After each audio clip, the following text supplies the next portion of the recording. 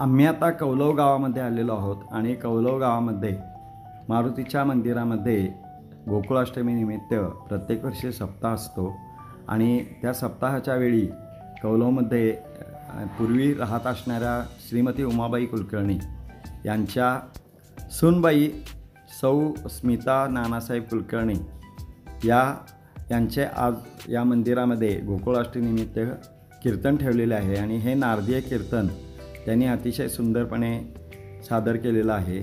तर कौलवमध्ये अशा टाईपचं एका महिलेनं सादर केलेलं कीर्तन हे कौलवच्या इतिहासातील ही पहिलीच वेळ आहे आणि याचा सर्व कौलवकर लोकांना अभिमान आहे आणि त्यामुळे त्यांचं सर्वत्र कौतुक होत आहे।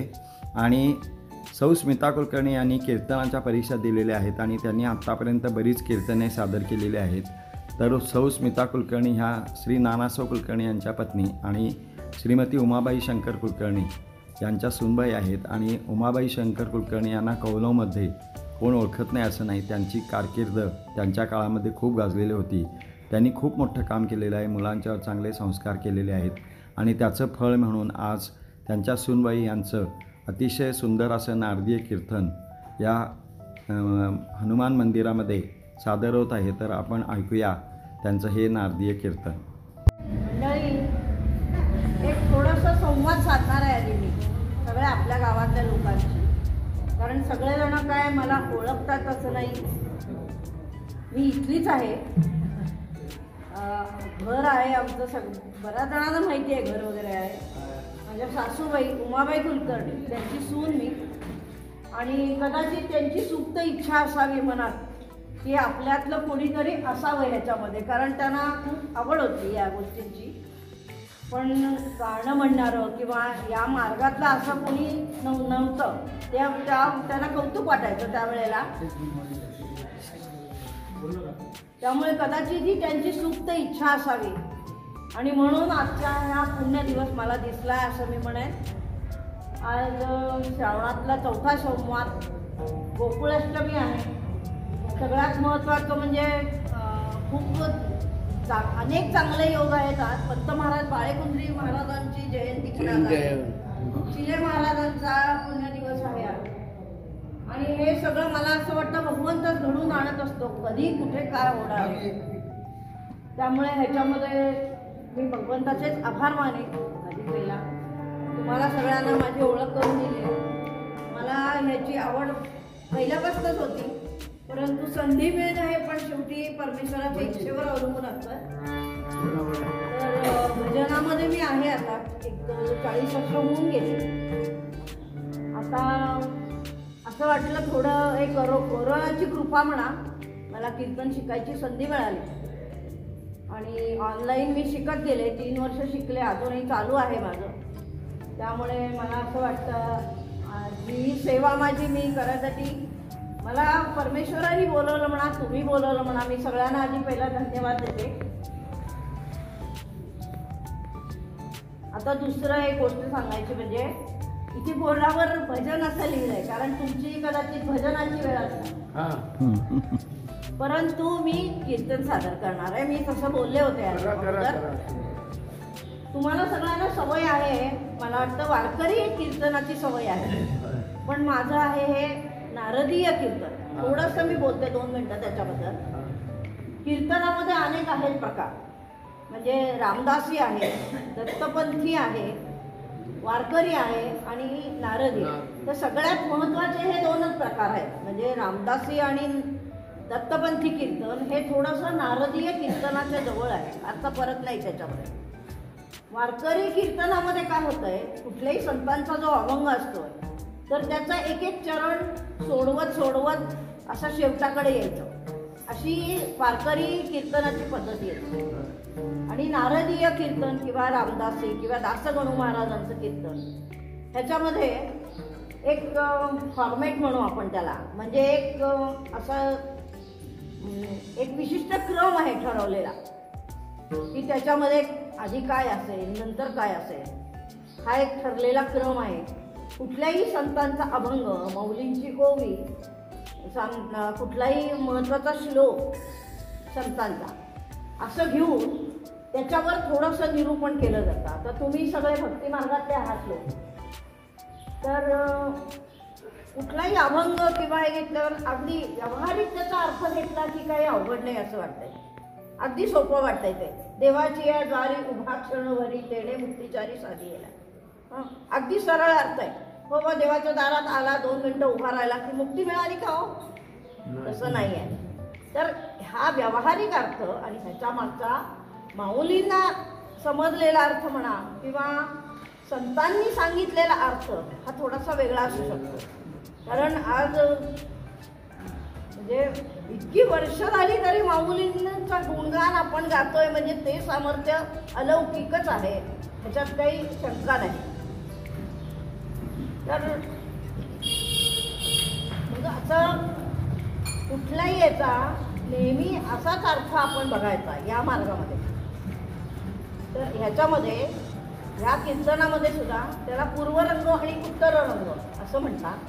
तर जो अभंग आधी घेतलेला असेल त्याचा थोडा प्रमाणात अर्थ तो स्पष्ट केला जातो. त्याच्यासाठी काही उदाहरणं, दाखले, दृष्टांत असे दिले जातात.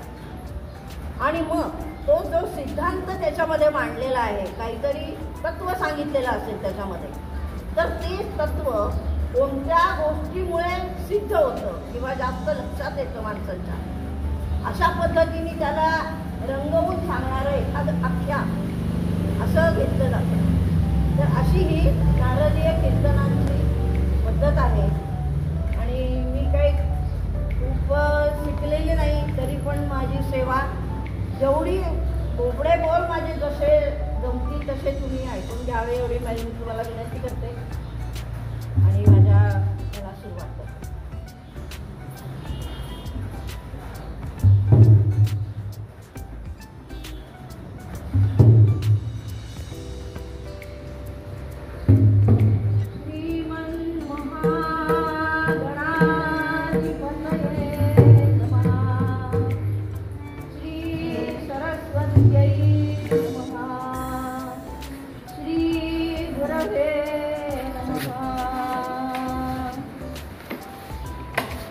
सजयति सिंदूरवर्णो यत्पादपङ्कजं स्मरणं वासरमणिरवतिमसा सजयति विज्ञाना. नमस्ते शारदे सरस्वती मतिप्रदे वसत्वं मम जिह्वाग्रे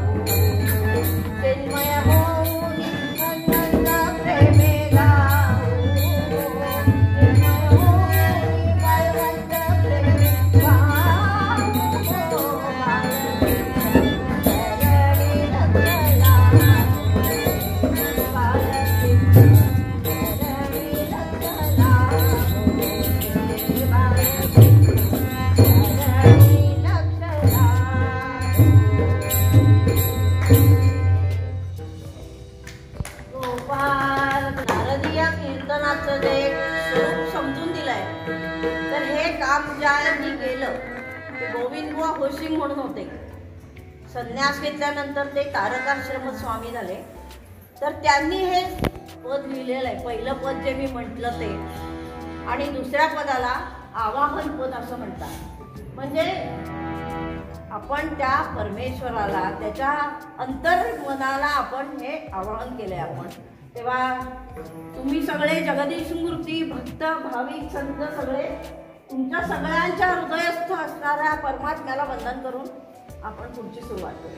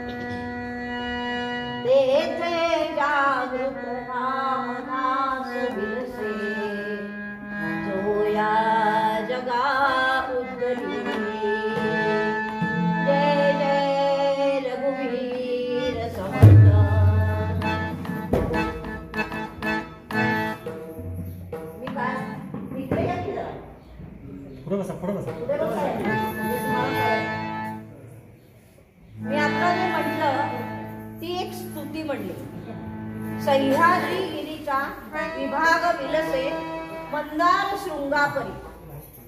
हा आपला सह्याद्री पर्वताचा एक अतिशय उंच मेरू पर्वतासारखं चमकदार शिखर आहे. कशामुळे ते चमकते? नामे सज्जन तो वसविला, तो नृपे वसविला. कुठल्या रावली? आपल्या शिवरायांनी वसवलेला. त्याचं नाव काय? सज्जनगड. सज्जनगड हे नाव का पडलं? साकेताधिपती. साकेत म्हणजे साकेत हे अयोध्या. साकेत हे अयोध्येचं खरं नाव आहे. परंतु ज्या भूमीवर कधीही युद्ध झालेलं नाही म्हणून त्या भूमीचं नाव अयोध्या असं पडलेलं आहे. पण ती नगरी मूळची साकेत असे त्याचा वेदामध्ये, भागवतामध्ये, पुराणामध्ये साकेत नगरी असा उल्लेख आहे. साकेताधिपती म्हणजे प्रभू रामचंद्र, कपी म्हणजे हे महाराज, हनुमंत महाराज, आणि भगवती जगदंबा माता भवानी आई, ह्या सगळ्यांचे आशीर्वाद ज्यांच्या शिरी होते असे कोण? तर हे समर्थ रामदास स्वामी सगळ्या महाराष्ट्राला जाग करणारे आणि सगळ्यांचा उद्धार करून सगळ्यांचा सगळ्यांना पुढच्या अवस्थेला नेणारे, की ज्यांना राष्ट्राचा उद्धार करायचा होता, फक्त स्वतःचा उद्धार करायचा नाही, असे हे आमचे समर्थ स्वामी रामदास स्वामी. तर ह्यांचा एक श्लोक 159वा श्लोक आहे, तो मी आज निरूपणासाठी घेतलेला आहे.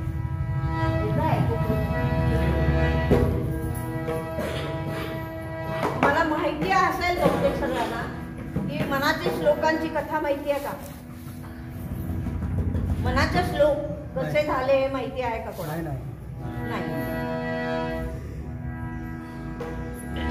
ज्या वेळेला यवनांची सत्ता होती त्यावेळेला शिवरायांना स्फूर्ती देण्याचं काम समर्थांनी केलं, हे तर तुम्हाला सगळ्यांना माहिती आहे.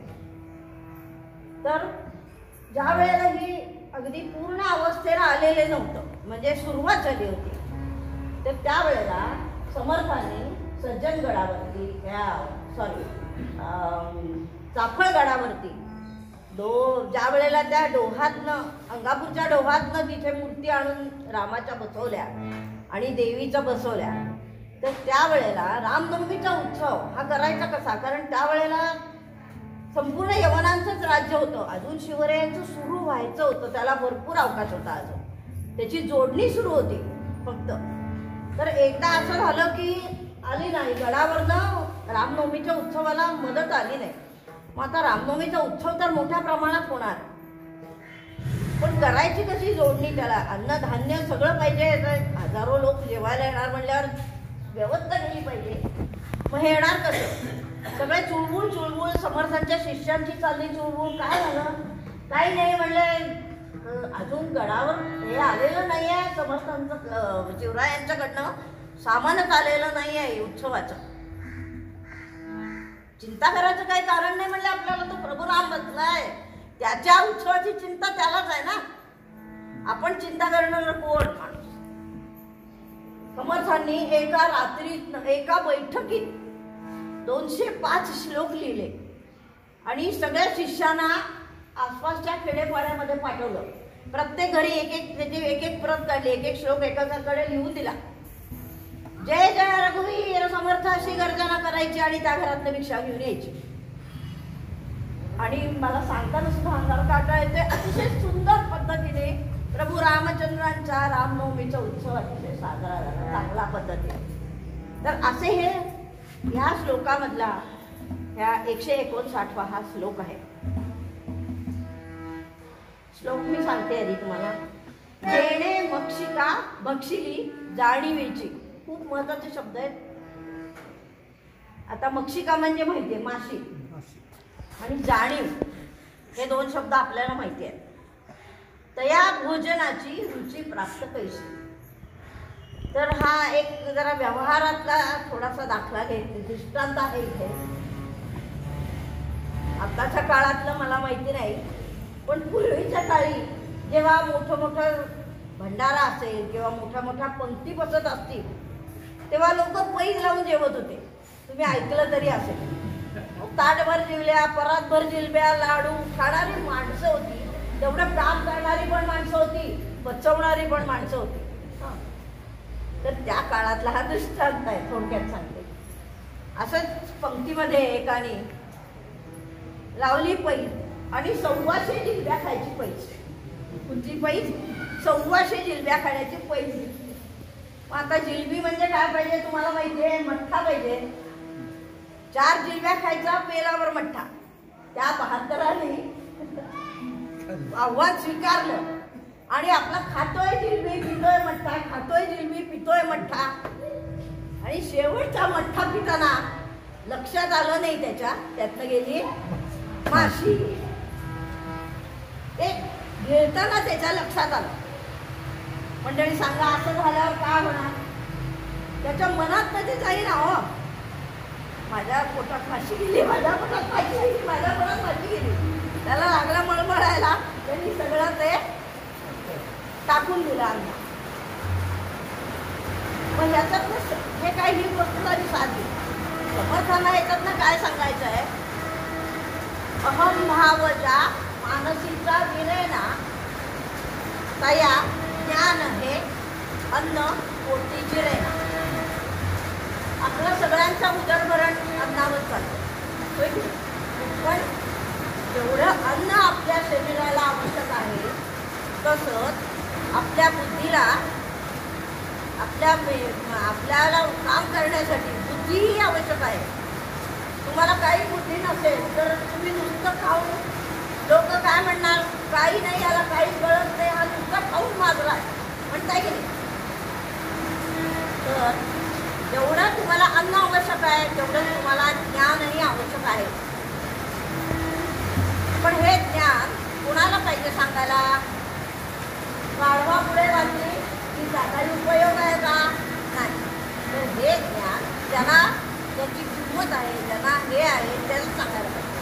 त्याच्यामध्ये सगळा एक भीकर अहमभाव जमा झालेला असतो. लक्षात ठेवा, ही इकडच्या लोकांची प्रवृत्ती आहे. साधारण कुठलाही तुम्ही नियम सांगा त्याला काय होतंय, असं काय होतंय, ही जी प्रवृत्ती आहे तर हा अभिमान आहे, हा गर्व आहे, हा अहम, तर हा उभा राहिलेला आहे. आता भागवतकारांनी एक सांगितलंय, हा अहमभाव आता मी ज्याचा उल्लेख केला तर हा कशामुळे होतो? कुलम, वित्तम, श्रुतम, रूपम, शौर्यम, दानम, तपस्तथा. 7 गोष्टींमुळे माणसाला अहंभाव होऊ शकतो. तुम्ही सगळे रामायण महाभारत वाचणारे, ते माहिती असणारे माणसं आहात. द्रौपदीला अहंभाव होता की कर्णाचा अपमान केला, दुर्योधनाचा अपमान केला. कशासाठी? तिला आपल्या संपत्तीचा गर्व होता. म्हणजे राजाचीच मुलगी हो, काही प्रश्न नाही, रूपवान होती, गुणवान होती, परंतु या सगळ्याचाही कुठेतरी अहंभाव तिच्या. म्हणजे थोडेसं उदाहरण देते मी एका गुणाचं. तसंच शौर्य, ही किती शूर, माझ्या एवढ्या दुसरा कोणी नाही. मी किती दानी, माझ्या एवढा दानी कोणी नाही. एक छोटीशी गोष्ट होती. अर्जुन आणि कर्ण भगवान गोपाळकृष्णांच्या जवळ होते. अर्जुनाला वाटलं मी दान धर्म करतो, कर्णाला तर कर्ण काही सांगतही नव्हता. अर्जुन म्हणाला मी जास्त झाले. हो का? भगवान कृष्ण म्हणले ठीक आहे, बघूया आपण एक दिवस. दोघांना घेऊन गेले. एकदा अर्जुनाला घेऊन गेले.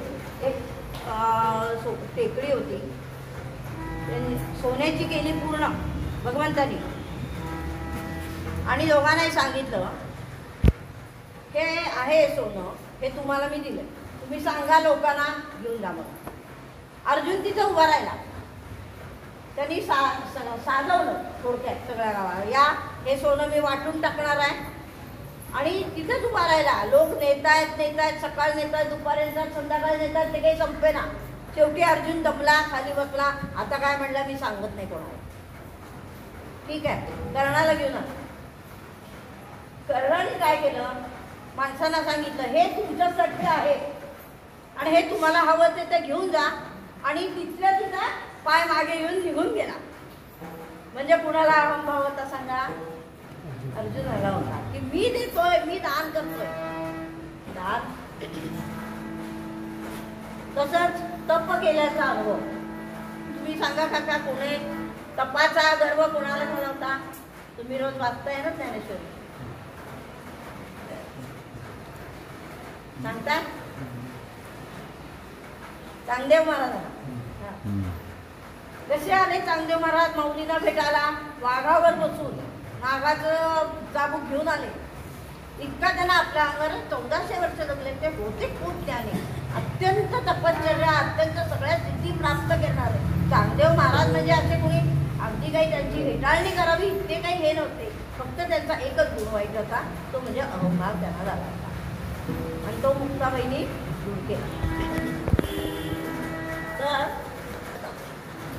तर तुमच्या मधल्या अहंकाराचं निश्चित शमन होतं. आणि हाच आपला संस्कार आहे. आज घरात कोणी आलं तर सांगावं लागतं, नमस्कार करा त्यांना, होय की नाही? पण आपल्याला कोणी सांगितलं होतं का? नाही. आपले संस्कारही तसे होते. त्यामुळे आता ह्या पहिल्या सगळ्या संस्कारांची उजळणी करण्याचे दिवस आलेले आहेत. असं मी थोडक्यात तुम्हाला सांगू इच्छितो. आमच्या नामदेव महाराजांनी काय सांगितलंय शेवटी, अहंकाराचा वारा न लागो राजया, ही संत मंडळी सुखी असो, सांगितलंय की नाही? माऊलींनी पण सांगितलं, चित्ती अहंतेचा ठावो, सांगितलं की नाही?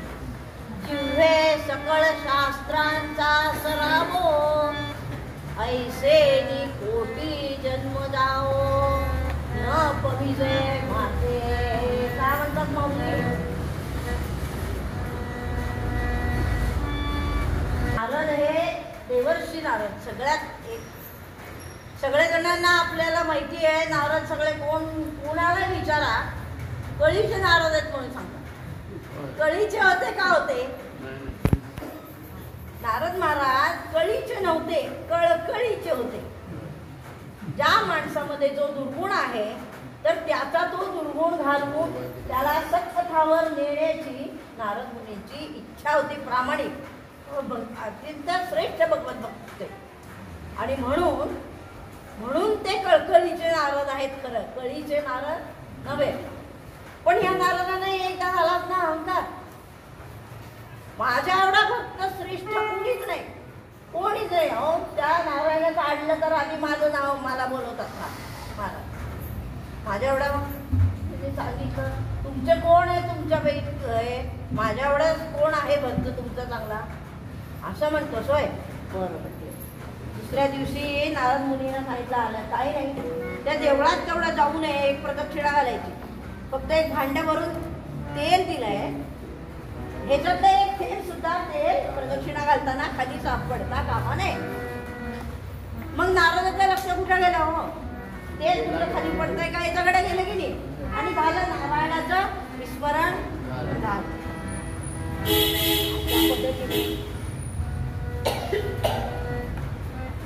या अहंकाराची देवाधिक सुद्धा त्याच्यातून सुटलेली नाही. अहो लक्ष्मी, पार्वती, सावित्री यांना आमच्या काला गेली, आमच्या एवढा पाठवी कुणाचंही नाही. भांडायला लागले तर नारद मुनीची, आम्ही तिघी जणी इतक्या पातिव्रत्या, आमच्या इतकी पातिव्रत्या कोणीही नाही. आणि म्हणून नारद मुनींनी कुणाची गाड घालून दिली त्यांची, अनुसयामाची घालून दिलेली आहे. म्हणजे असा हा अहंकार अत्यंत सूक्ष्म धरून प्रत्येकाच्या मनामध्ये ठाण बनवून बसलेला असतो, आणि त्याचाच नाश करण्याचा आपण प्रयत्न करायचा आहे. आणि त्याच्यासाठी ही कथा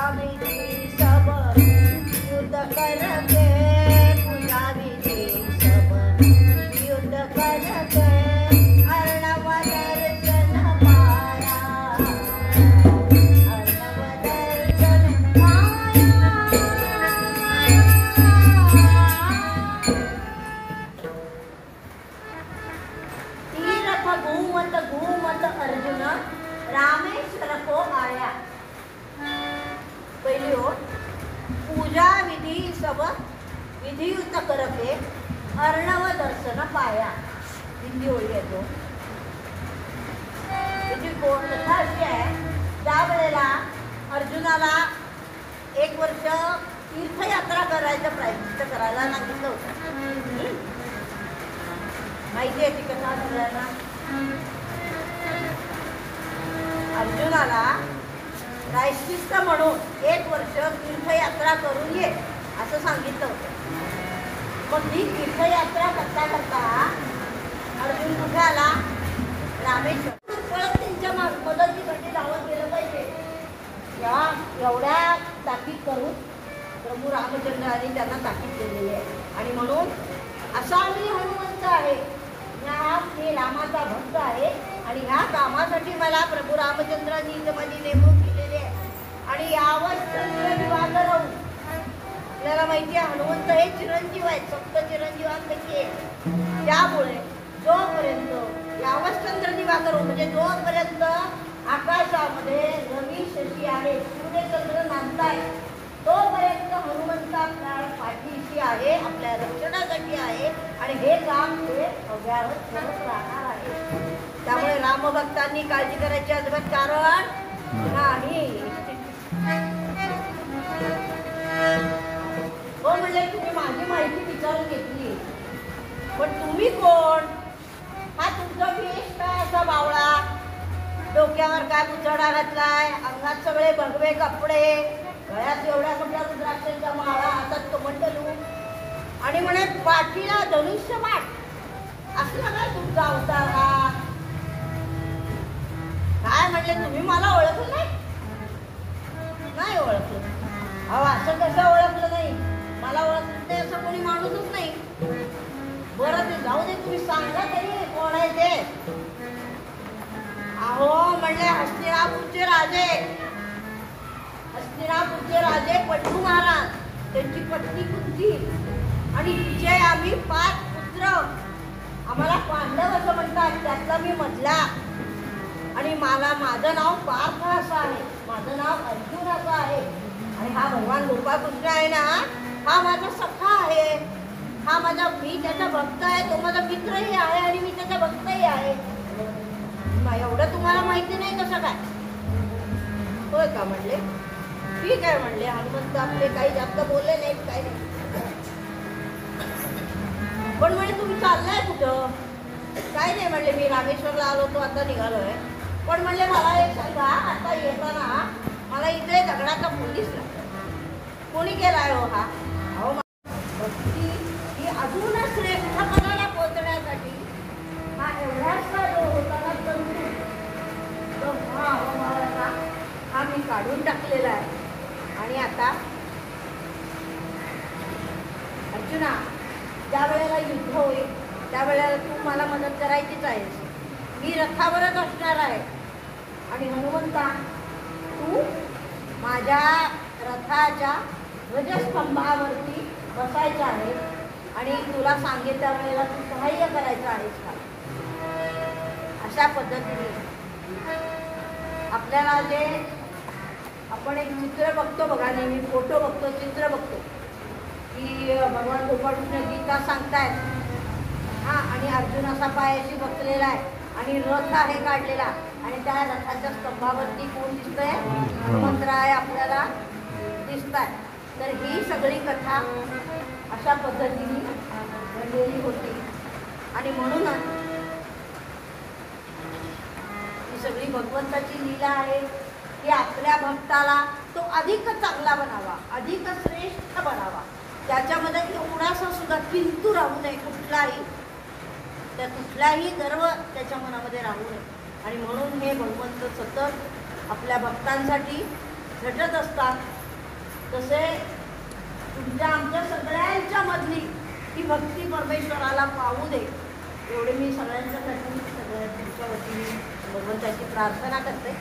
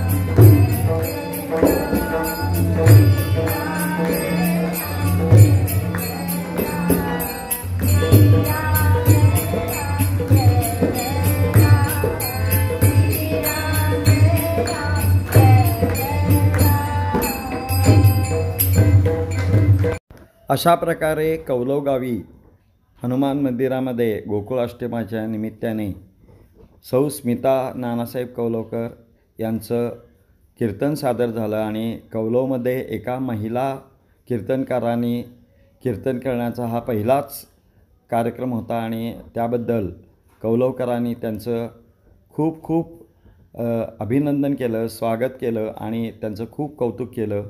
आणि अशा प्रकारे सौ स्मिता कुलकर्णी यांनी नारदीय कीर्तनाचा कौलव गावामध्ये कार्यक्रम सादर केला आणि तो सर्वांना खूप आवडला आणि त्यांनी त्यांचं खूप कौतुक केलं आणि त्यांचा सन्मान देखील कीर्तन संपल्यानंतर करण्यात आला. सौ स्मिता कुलकर्णी यांचा सन्मान करताना श्री सीताराम पाटील व इतर गावकरी आणि या कौलवगावच्या गावकऱ्यांनी आम्हा सर्वांना इथे बोलवून आम्हाला ही कीर्तन करण्याची संधी दिली. त्याबद्दल आम्ही सर्वांचे खूप खूप आभारी आहोत. धन्यवाद.